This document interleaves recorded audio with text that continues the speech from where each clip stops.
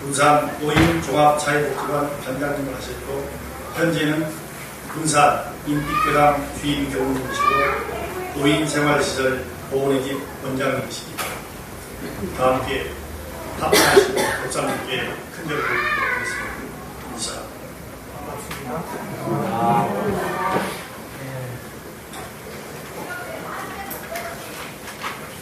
대종경 천도품 29장에 보면 대종사님께 각 제공이 여쭙습니다. 7,000노제나 열반 기념의 제식을 올리는 것이 명에 대해서 어떠한 이익이 있습니까? 그렇게 묻습니다. 이에 대종사님께서 천지에는 묘하게 서로 응하는 이치가 있다.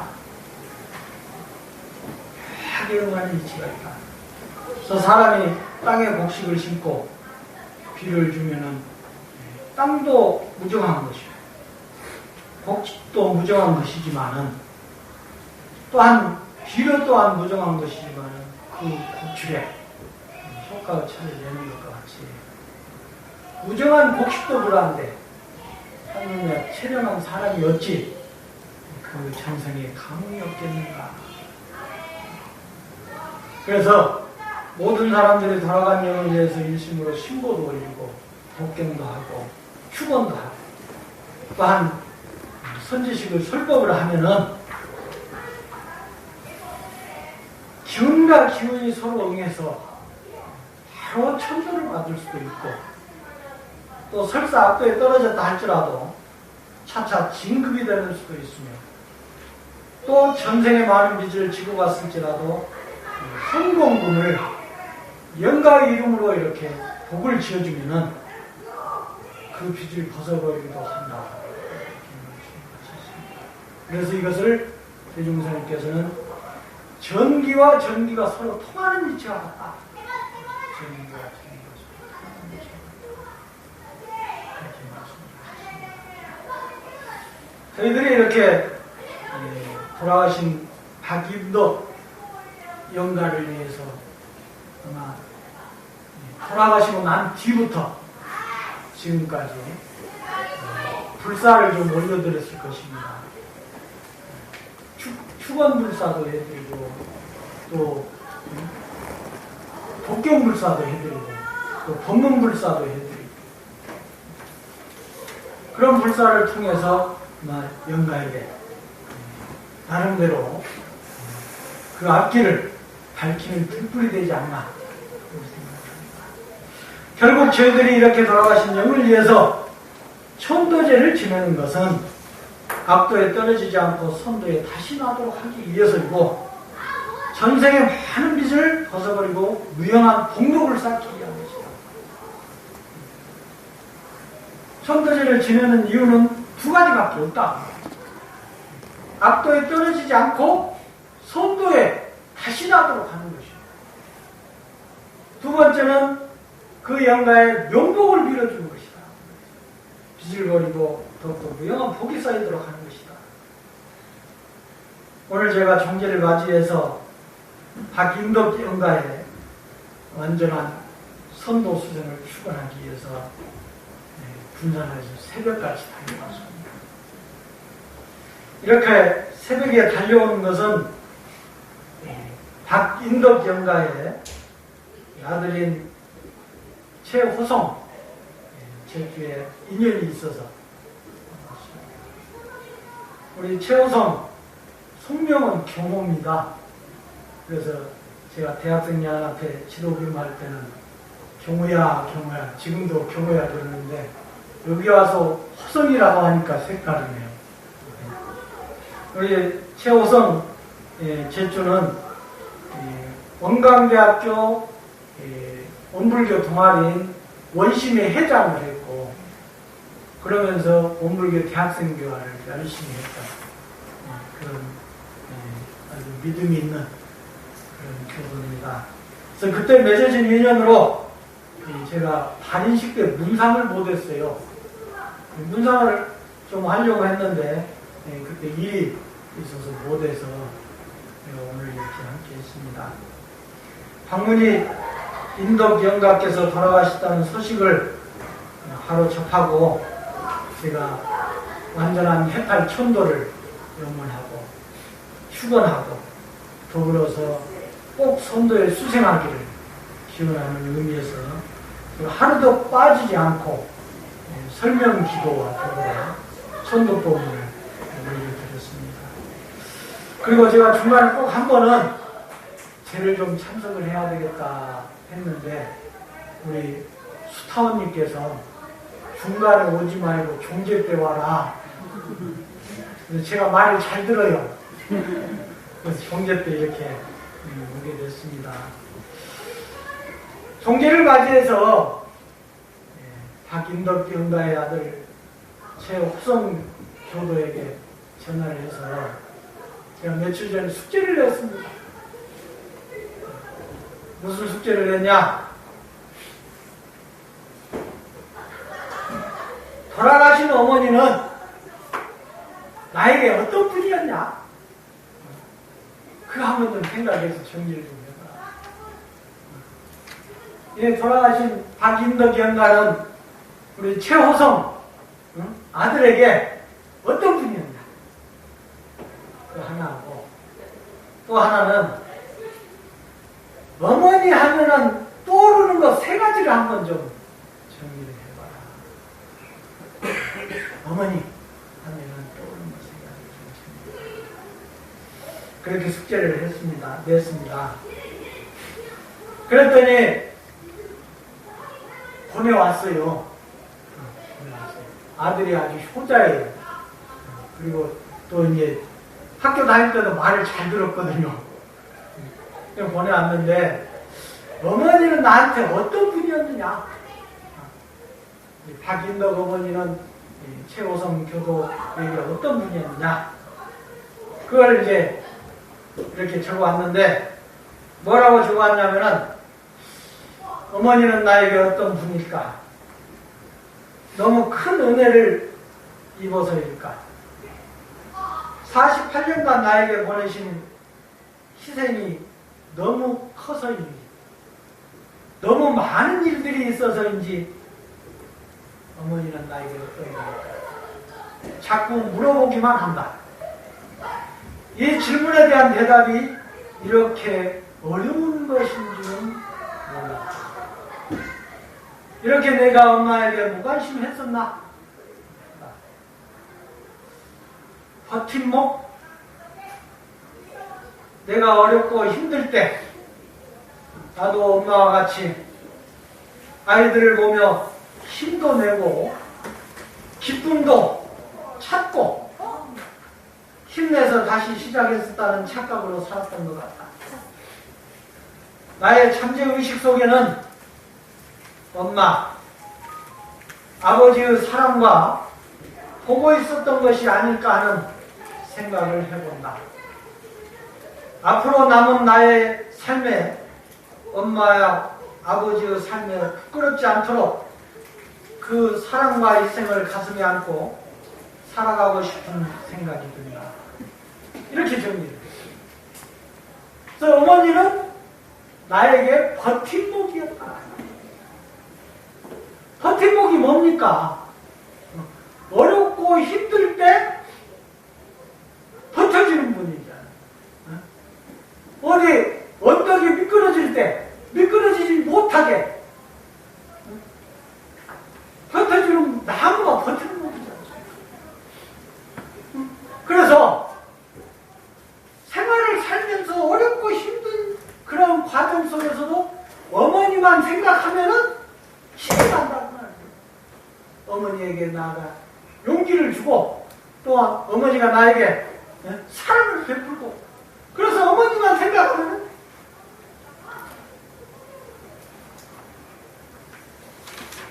삶의 의미를 다시 찾기 때문에 어머니는 나에게 버팀목이다.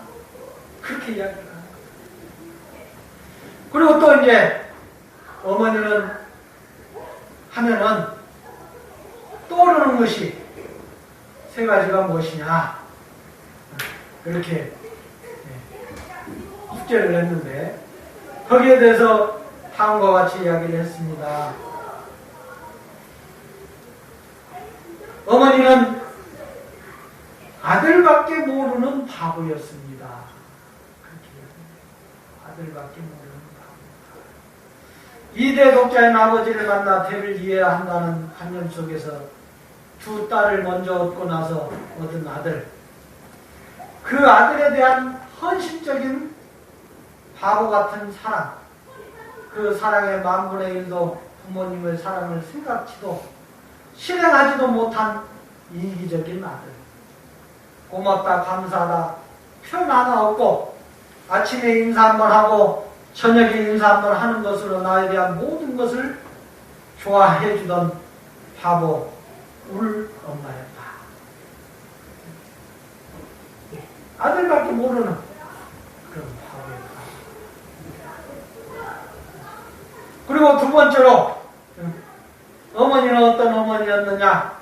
희생적인 삶을 사신 분이었다. 우리 칠남매를 키우심에 그 많은 집안일과 농사일 이런 삶이 계속되어지는 만큼 자신의 몸에 찾아드는 육신의 병조차도 마다하셨다. 농사일에 무릎과 허리가 안 좋으셨고 급기야 다발성 관절염, 협신증, 고혈압, 뇌경색 등에도 아랑곳하지 않으셨고 자식들이 조금씩 커나가는 모습이 항상 기쁨이 되었던 우리 엄마는 그야말로 자식을 위해서 한 번 바치는 희생적인 삶입니다. 어째 이 박인덕 엄마만 그랬어요. 모든 어머니들이 다 그렇죠. 그렇지만 칠남매를 위해서 모든 것을 다 바쳤다는 그런 어머니. 그래서 그 어머니 생각하면은 다른 것 떠오르지 않고 희생만 떠오른다. 셋째로 어머니는 언제나 포근함을 주시는 분이었다. 엄마에 대한 포근함을 느껴본 적이 없었던 것 같다. 솔직히 어려서 기저귀 찰 때 생각, 초등학교 시절 아침 일찍 들여 나가셔서 저녁에 들어오시는지라 엄마 품에 대한 추억은 없다. 중고등학교 시절에는 감기라도 앓으면 아버지 몸으로 들어가곤 했다. 그런데 지금 어머니가 없는 집이 쓸쓸하다.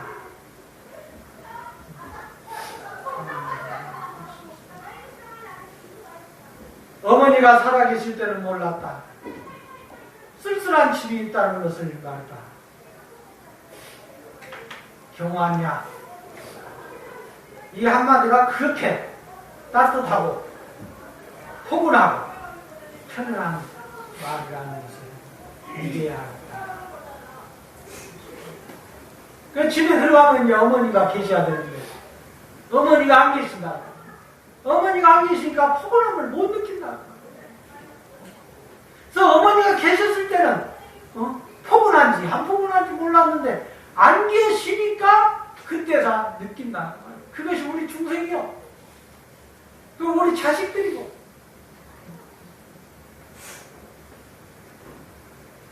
이렇게 숙제를 보내놓고 추신에 그렇게 달아놨어요. 엄마 돌아가시고 오늘 한번 눈시울을 또 전적이네요.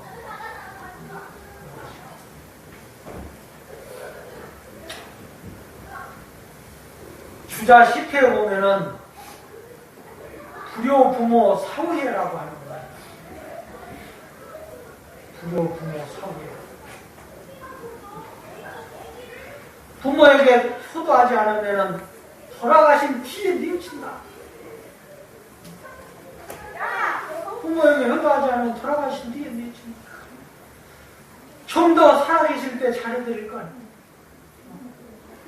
좀 더 살아계실 때 세정을 살펴드릴 거. 좀 더 살아드릴 때 더 맛있는 걸 좀 더 사드릴 거. 좀 더 살아계실 때 더 예쁜 옷을 좀 입혀드릴 거. 좀 더 살아계실 때 더 많은 이야기를 나눌 거. 그럼 후회 남는다는 거예요. 돌아가시고 나면 이미 때는 늦고 후회가 막심하다. 그래서 돌아가신 뒤에 효도하려고 하지 말고 살아있을 때 효도해라. 그래서 나온 말이 부여부모 사오입니다. 살아있을 때. 그런데 우리 자식들은 그렇지 못하지 않습니까? 우리 중생들은 그렇지 못해. 그래서 부처님께서는 10분의 1만 스승께 잘해도 된다고 했고, 단 10분의 1만 부모에게 잘해도 그게 효자다. 그 말을 했다.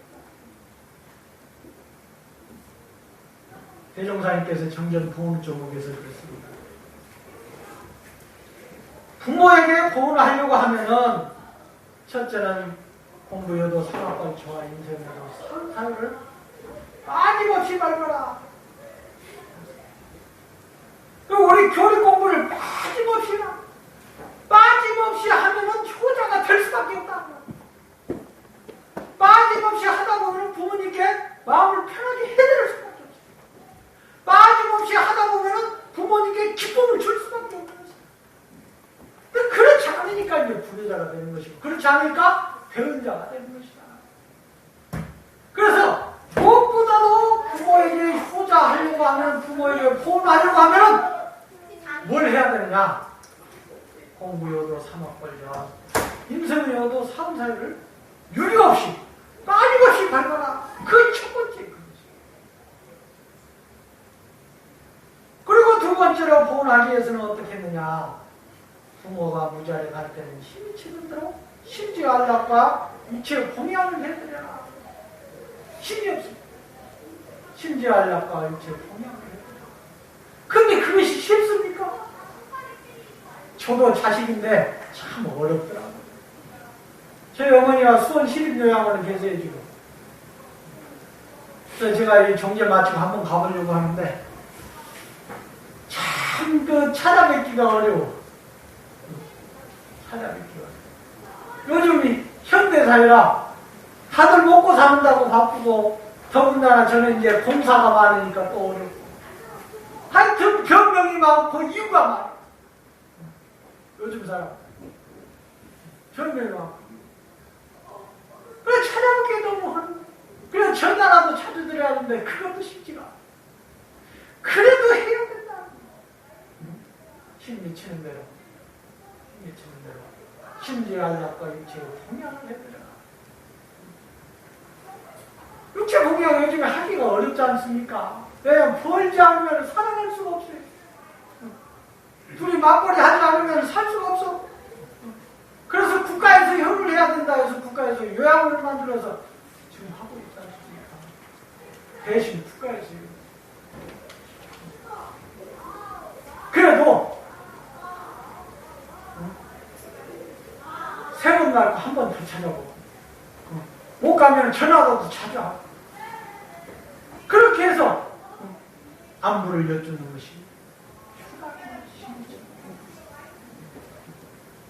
그리고 셋째는 부모가 생존하거나 열반을 후나 살는 부모라도 내 부모와 같이 있고 할 것이야. 그래서 내 부모만 봉양하고 내 부모만 받을 것이 아니라 내 부모가 아닌 다른 사람의 부모도, 또 다른 사람의 힘없는 사람이라도 보살펴드리고 도와드리고 또 후원해드리고 그렇게 해드리는 것이 도움이다. 그리고 네 번째는 부모님의 역사와 영상을 봉안해드리는 것이 진짜 참다운 도움의 종목이다. 이렇게 말씀드립니다. 한 제자가 대종사님께 질문을 했어요. 천도제를 어찌해서 49일로 정했습니까? 천도제를 어찌해서 49일로 정했습니까? 그래서 대종사님께서 말씀을 하셨습니다. 사람이 죽으면 대개 49일 동안 흉내 어렸다가 각기 의견을 따라서 몸을 받게 되나니 다시 한번 천년 일념을 하기 위해서 부처님 말씀에 근거해서 49일. 영가로 하여금 청정일념을 챙기게 하기 위해서 49일로 정합니다. 그래서 이 영가가 영을 마친 즉시 착심을 따라서 바로 받는 영도 있지만은 대체적으로 모든 영들은 49일간을 죽음에 얼려 있다가 몸을 받게 되기 때문에 49일로 그래서 원불교나 불교에서는 청정일념을 더욱더 챙기도록 49일로 절을 정해서 매 일주일마다 또 챙겨서 천도법으로 올려드리지 않습니까? 천도법으로 올려드리면서 뭐라고 그래요? 정신을 차리라고 하지 않습니까? 정신을 차려서 어떻게 해나 착심을 열라. 그리고 생과 사가 둘이 아니까 하나의 질을 알아라. 그래서 이 생사라고 하는 건 변화라고 하는 것을, 그리고 악도에 떨어지지 말고 선도에 다시 날 수 있도록 해라. 선도에 다시 날 수 있도록 해라.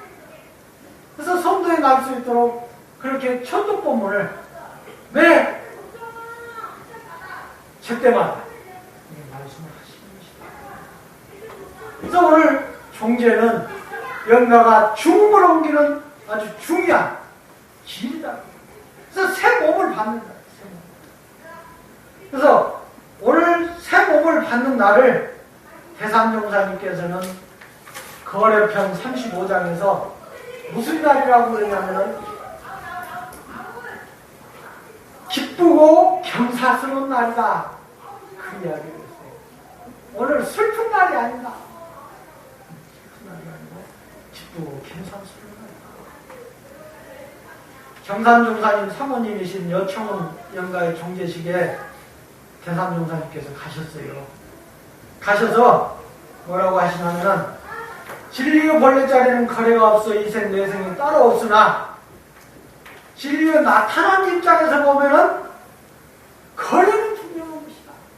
나타난 것을 보면은 이 눈으로 볼 때는 오고 간 것은 분명해. 그렇잖아요. 확인도 영가 육신은 없어 이제는.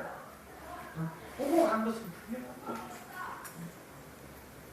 이생 내생이 따로 없으나 진리에 나타난 입장에서는 그렇다고. 그렇지만은 중타원께서 열반하신 지 49일이 되어 오늘은 그 종제에 당하였나니 49일 전에 중타원의 열반에 대중예도에 체했으나 오늘은 교단과 세계일견사로 맞이하나니라. 그 말씀을 하셨어요. 종제식에 교단과 세계일견사로 맞이하나니라. 왜 대산종사님께서 종제날을 교단과 세계경사로 맞이하냐? 그렇게 말씀하신 것은 다시 오기 때문에 그런 것이다.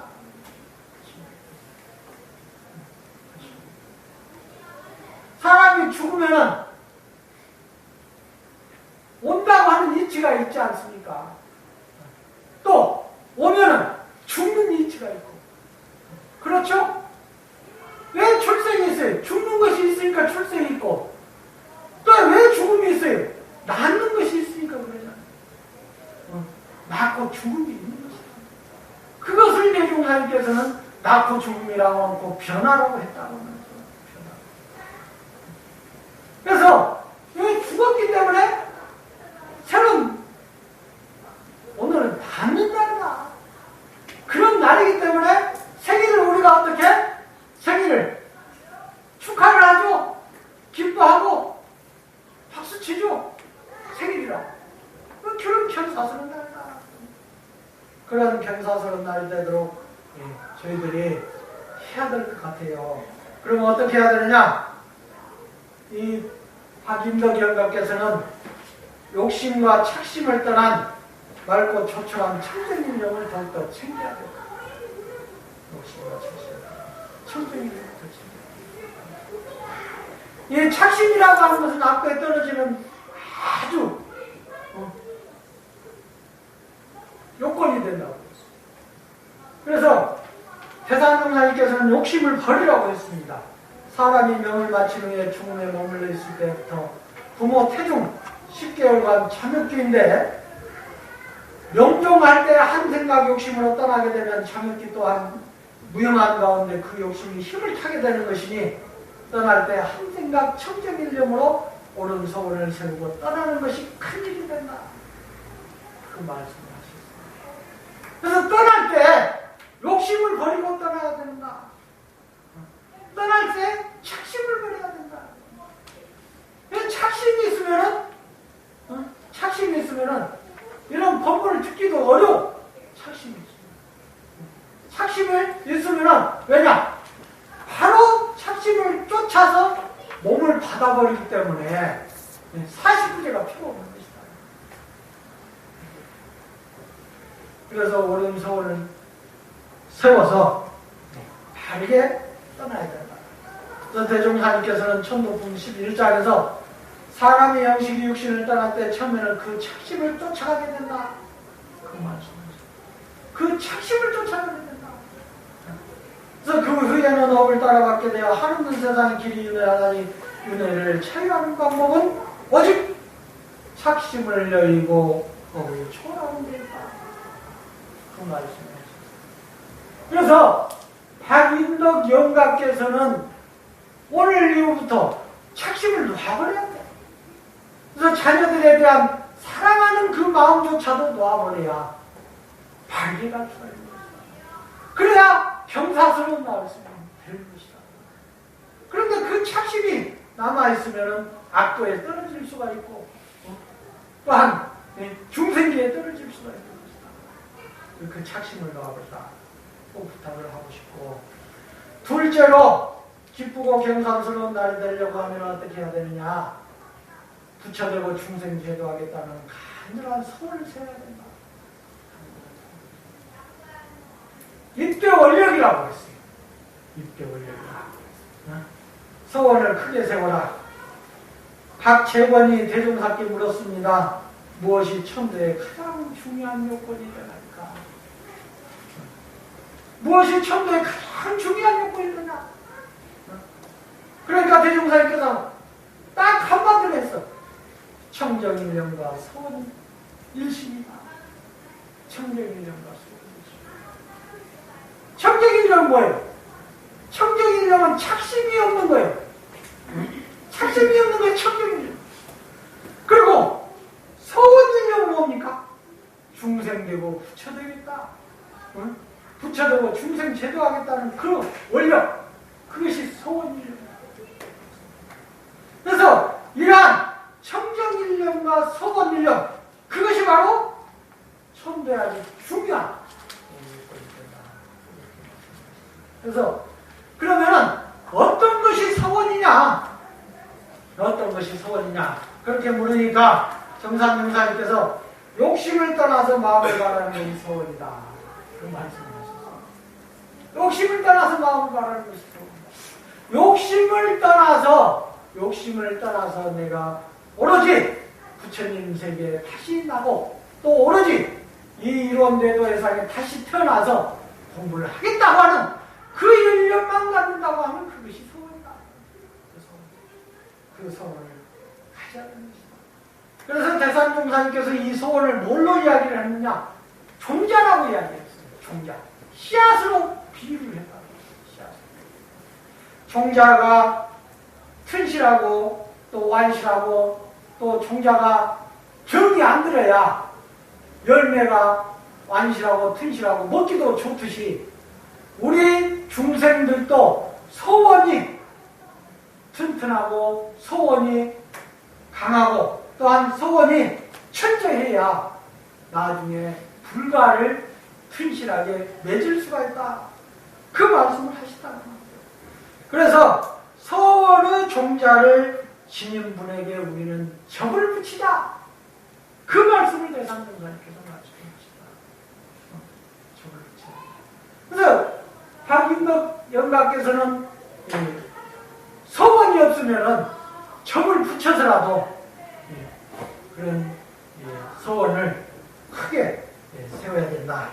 그런 부탁을 좀 드리고 싶고, 세 번째로 오늘이 경사스러운 날이고 기쁜 날이 되려고 하면 어떻게 해야 되느냐? 천도법문을 절대로 잊지 말고 새기면 좋겠어요. 그동안 천도법문 무수히 제가 하루에 한 번씩 해서 48번 해드렸고, 또 교당에서 또 해드리고, 무수히 이렇게 아마 올려드렸을 것입니다. 정산정사님께서는 하늘과 한이치에서 청정일념은 밭이 되고 서원일념은 총자가 되고 천도 법문은 걸음이 된다. 걸음이 된다. 그동안에 올려드렸던 천도 법문은 걸음이 될 수 있도록 해야 돼. 걸음이 될 수 있도록 하려면 이 박인덕 영가께서 그 걸음을 맞이할 수 있는 자세가 되어 있어야 된다는 말이죠.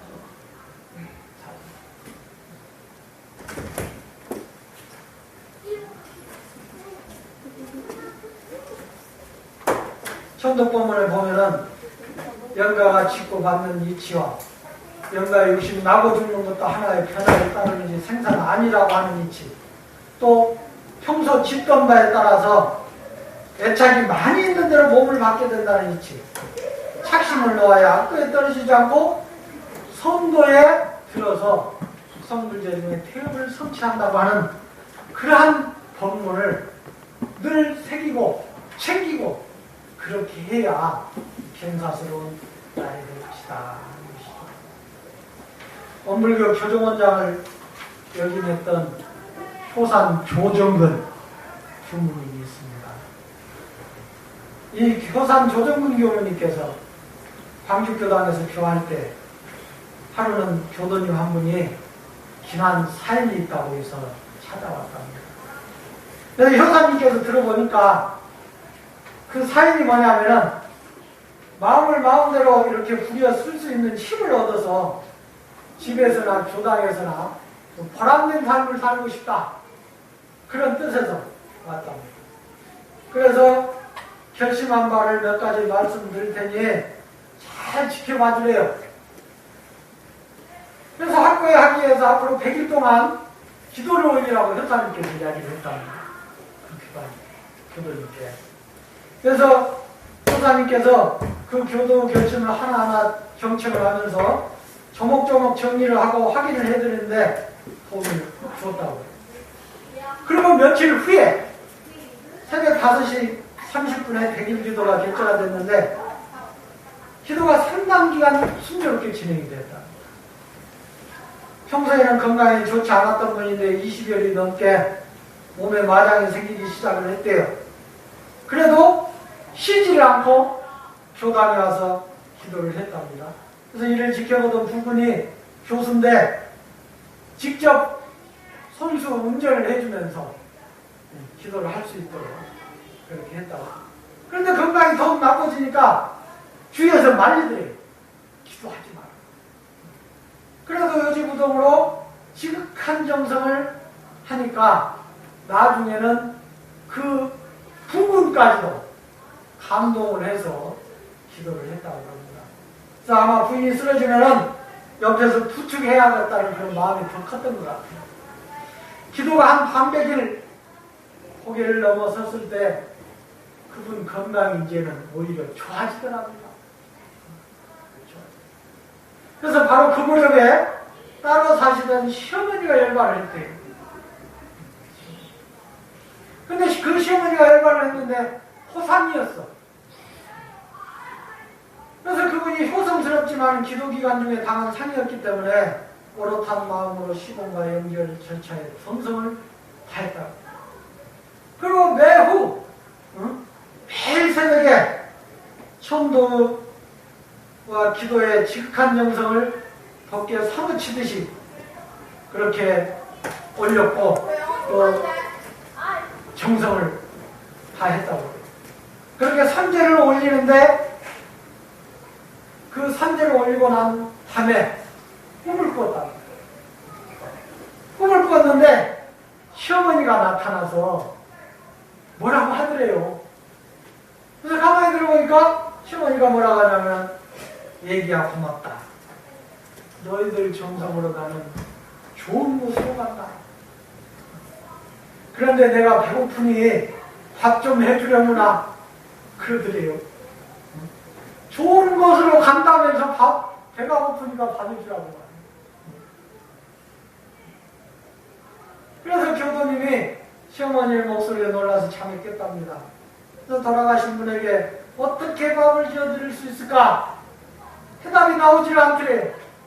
그래서 부부가 교단에 와서 교사님께 그 말씀을 들었대요. 꿈속에 나타나서 이렇게 시어머니가 이런 말씀하는데 어떻게 밥을 해드릴까요? 어떻게 밥 해드려요? 쿠프에다 해가지고 밥 해드릴까요? 응? 쿠프에다가? 그래서 효사님께서 대답을 안 해줬대요. 알아서 해보시오. 그리고 뭐라고 했냐면은 대종경 청도품과 정삼정사보고 생사편을 봉독하고 거기서 해답을 찾으시오. 며칠 후에 그분들이 청도품과 생사편을 읽고 답을 구하고서 왔답니다. 그리고는 고인이 수용하던 TV 수상기와 냉장고 등을 농촌 교당으로 또 고인이 가지고 있던 돈을 또 고인의 이름으로 복을 지어줬대요.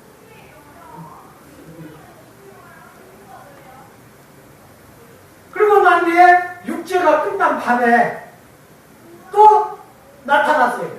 누가 나타났어요? 네, 시어머니가 나타났어요. 꿈에 나타난 것이에요. 시어머니가 나타나가지고 뭐라고 하냐면, 애기야, 고맙다. 이제 내가 배도 부르니 아무 걱정이 없구나.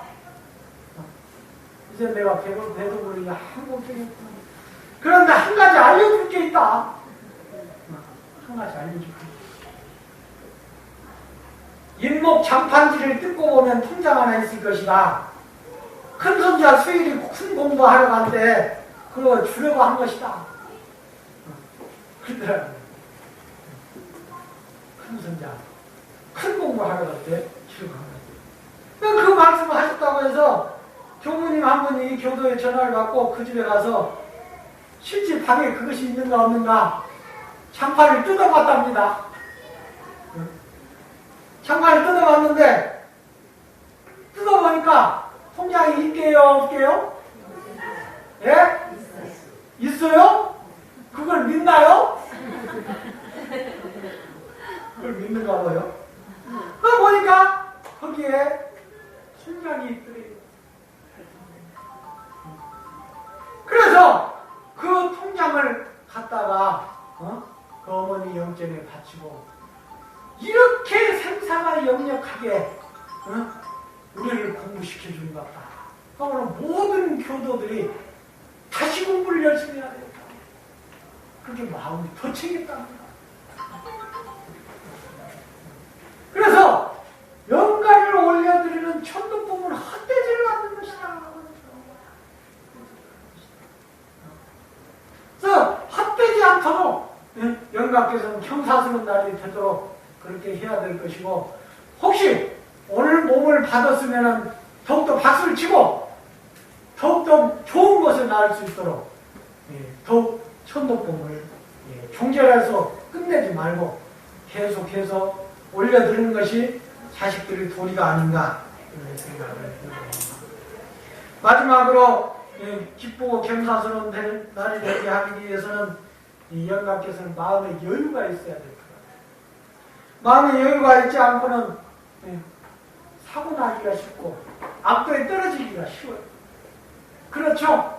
우리 사람 그렇죠? 마음에 여유가 없으면 교통사고 나기 쉽죠? 마음에 여유가 없어요. 제가 이 기흥교당을 찾아오는데 내비를 쳤더니 용인교당으로 이렇게 나와요. 기흥교당이 안 나와. 그래서 팀맵에 갔더니 기흥교당이 딱 나오는데 용인교당이라 딱 주소가 나와요. 그래서 그 팀맵에 따라서 잘 갔어요. 잘 갔는데 어디로 갈게요?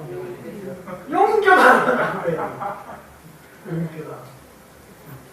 그래서 내가 마음에 여유가 있으니까 당황하지 않고 좀 일찍이 출발했으니까 거기서 교무님하고 차 한잔 마시고 다시 올라왔지.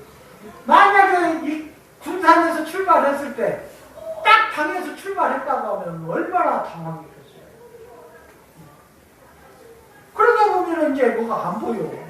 안 보이다 보면은 어떻게? 사고 나고 엉뚱한 데로 간다고. 그 초조 불안하면 사고를 칠 수밖에 없어요. 마찬가지로 영가가 천도를 봤는데도 마음에 여유가 있으면 이 집 저 집 골라가면서 가. 이 집 구석에 갔다. 저 집 구석에 갔다. 근데 마음에 여유가 없이 착심이 강하면은 코를 새도 없이 어떻게? 바로 딱 붙어버려. 코를 새도 없이. 좋은 집이니 나쁜 집이도 고르지도 않고 가버려. 그래서 마음에 여유가 있어야 된다. 계산용사께서는 해탈은 여유 있는 마음으로 살고 처사하는 것이다. 죽을 줄 알면서도 아무 일 없는 마음으로 이 일 저 일 여유 있게 하는 신에게 하는 것이 해탈이다. 그래서 여유 있는 것이 바로 해탈의 신경이에요. 이 해탈의 신경으로 몸을 받아야 된다고 합니다. 그래야 더 좋은 곳으로 선도로 수생할 수 있지. 그렇지 않아.